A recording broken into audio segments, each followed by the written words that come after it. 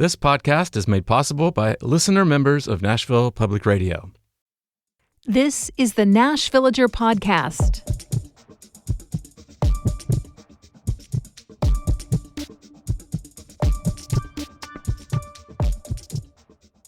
It's June 9th, 2026.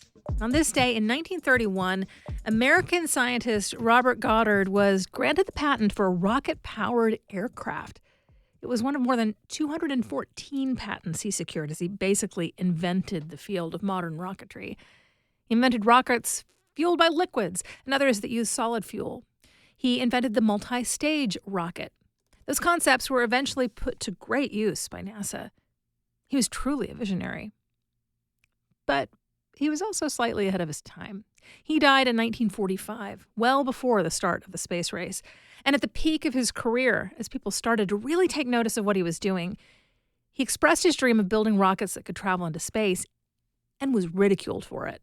The New York Times ran an editorial insisting there was no way his rockets could work in the vacuum of space. It accused him of knowing less than a high schooler. That article was retracted just before the Apollo 11 mission launched on its flight to the first moon landing, and nearly a quarter century after Goddard's passing.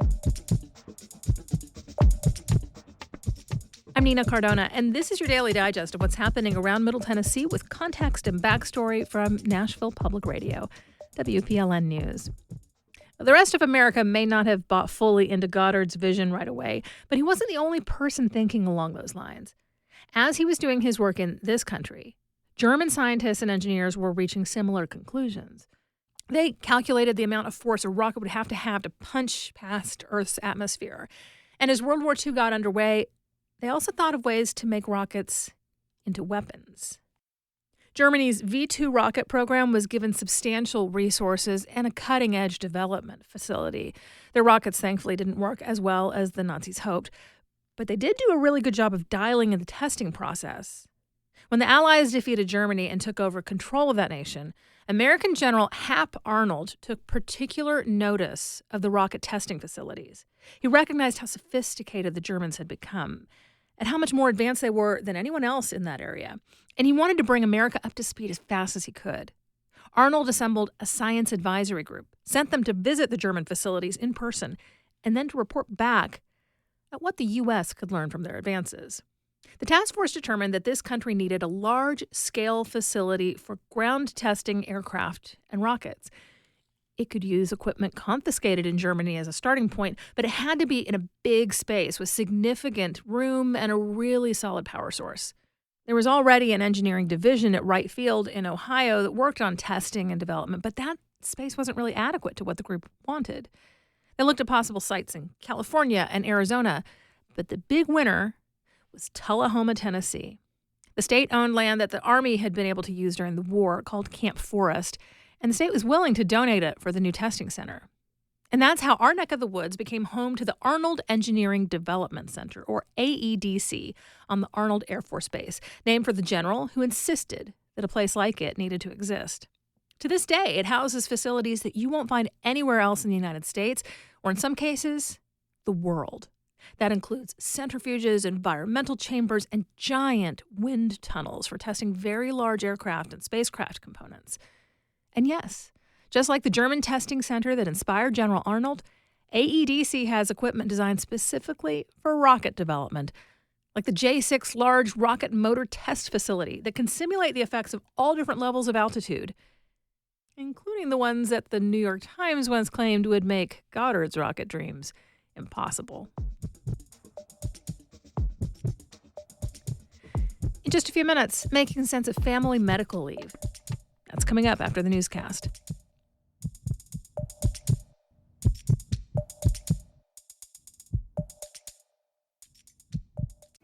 Are you proud to listen to Nashville Public Radio? You should be, and here's one reason. The local journalism you depend on, it truly is as good as it gets in the world of public radio.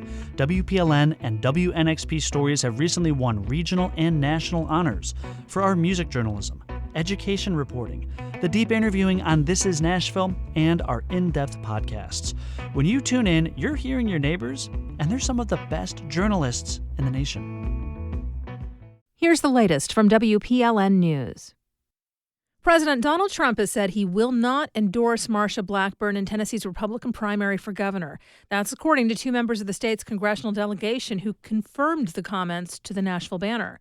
The conversation reportedly happened on board Air Force One during a visit to Memphis earlier this year. They say Trump mentioned the awkwardness of being in a room with both Blackburn and her primary opponent, Representative John Rose. One source tells the Banner they interpreted the president's statement to mean he will not endorse either candidate. However, they say Trump has been known to change his mind. Blackburn has had a close relationship with the president and garnered high praise from him over the years. However, Rose has pointed out that she voted to certify the results of the 2020 election when Trump had insisted, without evidence, that it was rigged. Rose touts that he voted against certification. Subsequent audits have found no evidence of widespread fraud or errors in the 2020 election. When workers at Chattanooga's Volkswagen plant finalized their first union contract a few months ago, they made history. Their deal brought in $14,000 bonuses, a reduction in health care costs, and a 20% pay hike over 4 years. That seems to have inspired workers at another business, Schnellica Logistics. The Times-Free Press reports the vote to join the United Auto Workers last week passed by 2-1 margin. Workers at Schnellica are practically co-workers with Volkswagen staff. Schnellica manages VW's shipments from suppliers, runs the parts warehouse, and gets supplies to VW's production line. The union says it's going to be busy organizing in Chattanooga. Last year, as president, Shawn Fain said this would be the first domino to fall in the South. But the Times-Free Press interviewed academics who say to take that with a grain of salt. They noted that 2 Mercedes-Benz facilities in Alabama recently voted down joining the union. Tennessee's Department of Labor notices indicate the state's automotive companies have planned at least 800 layoffs this year. Most recently, the Dura-Shiloh car parts manufacturer shuttered its Dixon facility, killing nearly 80 jobs. Tomorrow is the deadline for people hit by Winter Storm Fern to apply for aid from the Federal Emergency Management Agency. As WPLN's Daniel Potter reports, officials have already approved applications for some $36 million in individual assistance. When January's brutal ice storm knocked out power to hundreds of thousands and temperatures held well below freezing for days on end, a lot of people left home. Some had to stay in hotels for more than a week, racking up hefty bills. Others had to pay for home repairs, say due to falling branches, or maybe medical bills from getting hurt. If that's you, it might be worth applying ahead of Wednesday's deadline. FEMA says so far it's approved more than 16,000 applications. That's a 50% increase in just the last 4 weeks. Daniel Potter, WPLN News. The website to apply is disasterassistance.gov, and the deadline is tomorrow. The Tennessee Department of Transportation is gearing up for Bonnaroo. An estimated 45,000 people will be trekking down Interstate 24 in and out of Manchester this week. The music festival kicks off on Friday. TDOT is halting all construction closures on the highway starting tomorrow morning. Temporary cell towers will be in place to improve emergency communications. Maintenance units will be posted in the area with backup on call, and a helpline will be available for managing traffic. The number will be 511.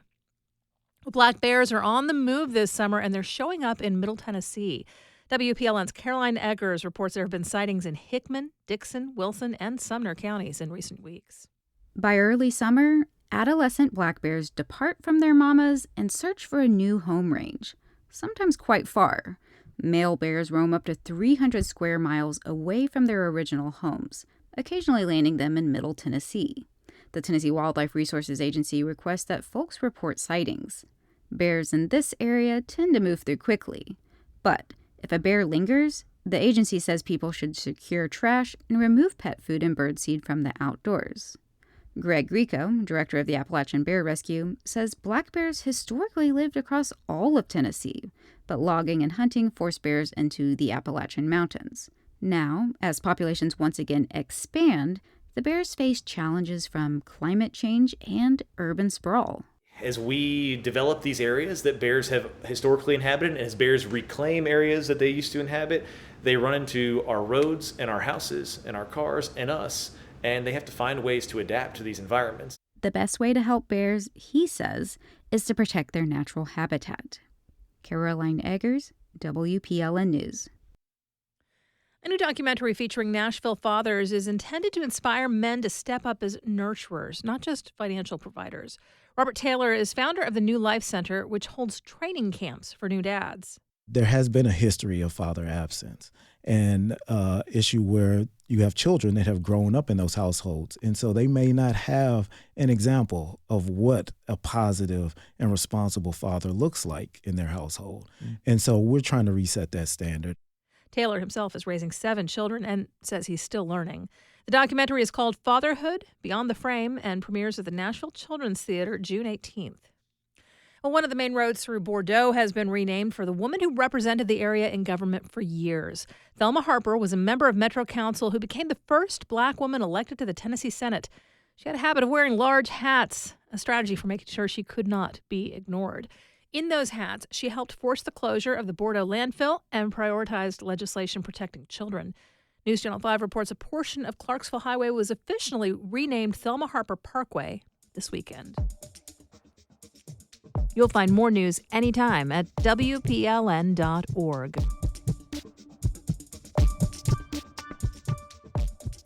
If your aging parent needs surgery, you might need to take time away from work to care for them. A federal policy called the Family and Medical Leave Act, or FMLA, gives many employees job-protected leave for caregiving, but it has noteworthy limitations. HealthQ's Kara Anthony and Blake Farmer spoke with Jocelyn Fry from the National Partnership of Women and Families to learn more.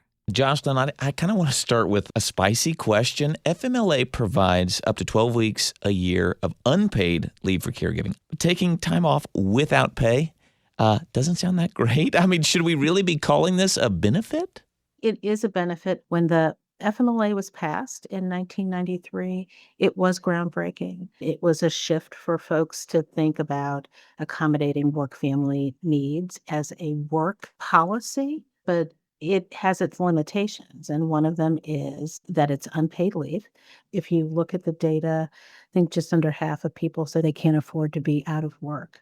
Is it possible to get paid for FMLA? Yes, there's sort of 2 ways that people tend to get paid. One is that they're in one of the 15 states now, including DC, that has paid family and medical leave as a requirement across the state. The other way is if you have paid vacation or other forms of paid leave, you can tell your employer, well, I want to use my week of vacation or 2 weeks of vacation as part of my FMLA leave. So it will run concurrently, but that way you're getting paid for a portion of it. For some of us, we might avoid taking leave because we have all sorts of anxieties. We're talking about wanting to be seen as a team player, not wanting to put too much extra work on our coworkers. Yeah, and even though it's protected, some of us are thinking about the long term, like, would this put our job at risk down the road when we get back? Jill Woodrow, who lives in Rahway, New Jersey,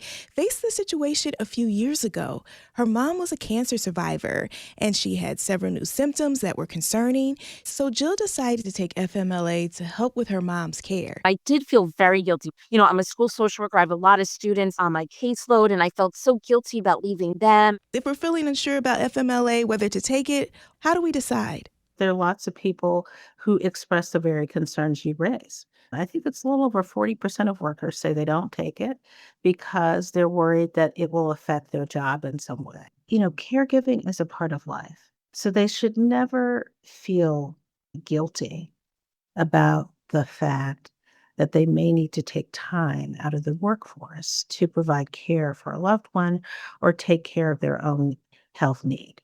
But it's also important for employers to create an environment where people do actually feel like they can take leave that they're entitled to take. How do we start to have this conversation with our managers? Like, literally, Jocelyn, give us a script. Well, I would start with saying everybody has a care need. We know from data that when people are able to take leave and manage their work-family responsibilities, they tend to be more productive. There's better morale, and you can plan for absences. So I think to any manager, I'd say, I want to work with you to make this work for everybody, just as I would want to support you when you have a care need, because chances are that manager is going to have one in their lifetime. That's FMLA advocate Jocelyn Fry speaking with Kara Anthony and Blake Farmer of HealthQ from WPLN and KFF Health News. Thanks for listening to the Nashville Villager podcast. We take this look at Nashville news every weekday. If you like it, go ahead and subscribe in your favorite podcasting app and tell a friend or give us a mention on your socials. It really helps get the word out. And of course, everything at WPLN News is listener supported. You can become a member at WPLN.org. And that's it for today. Thanks so much for listening. Let's make this day a good one, and we'll catch back up tomorrow.